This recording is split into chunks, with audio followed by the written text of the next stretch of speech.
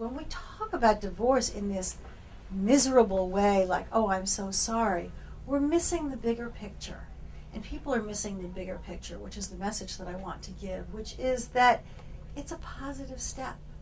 And when people, it takes a lot of courage when a couple makes a decision to get a divorce and to move on. And it really signifies a belief in a better future. So if you know of anyone who, you're tempted to say, I'm sorry, don't say I'm sorry.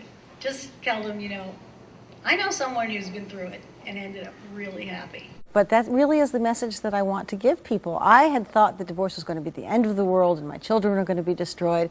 And much to my surprise, my life turned out, after going through the hard times, happier and better than any life I had ever lived before. It's the book that I wish that I had read when I was so frightened that divorce was going to be the end of the world. It's not about just the end of what was. It's a turnaround. And when we talk about divorce as if it's a kind of a death and an ending and a failure, I think we miss the bigger picture, which is that it's about the life that comes after and the better life that we're going to make for ourselves and our children afterward. What I like to say is I like to, use the analogy, it's kind of like childbirth. Nobody disputes that childbirth is awful.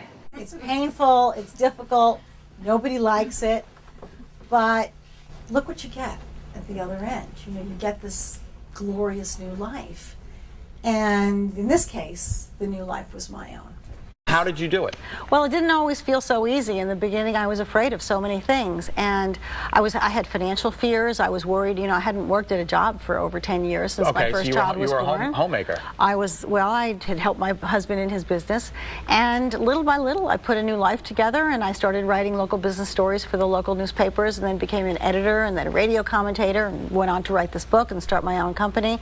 So I never would have been tested in that way had I not had the opportunity to get out on my own. And then I got to choose where I lived, and I got to have a great relationship with my sons that I had never really had before, and started enjoying things so much differently than I had during a bad marriage. I really wanted to give that message of encouragement. I wish I had had that message when I was going through. That I found that I could be alone without being lonely, which was a wonderful discovery. That I could have fun with my children in a new way that I hadn't really before because I had a stressful marriage. The best gift of all may have been the new relationship that I had with my sons.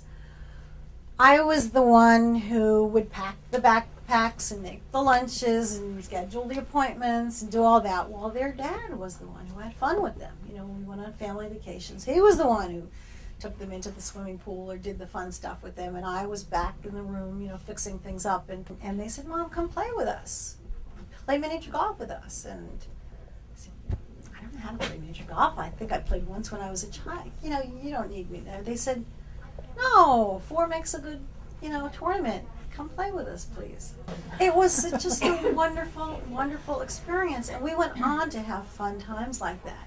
There's a chapter in here called Friends with My Ex-Husband that he was actually somewhat shocked to read, I'm sure, which is that even in the worst of times, I can't help feeling something akin to affection for this person who would live and die for my children, as I would. No matter what I was going through or my former husband was going through, we did find a way to stay unified and put the children first. And I write about that quite a bit in the book, in Happily Ever After Divorce, how we negotiated our custody agreement, how we always kept the children's needs first. It was the beginning of a great new life that my children were not terribly harmed, which I had been fearful of. And so it really was, I did live happily ever after. And I wrote this book because I really want to tell anybody who's in that sad time or worried about it, you will smile again. Thank you so much.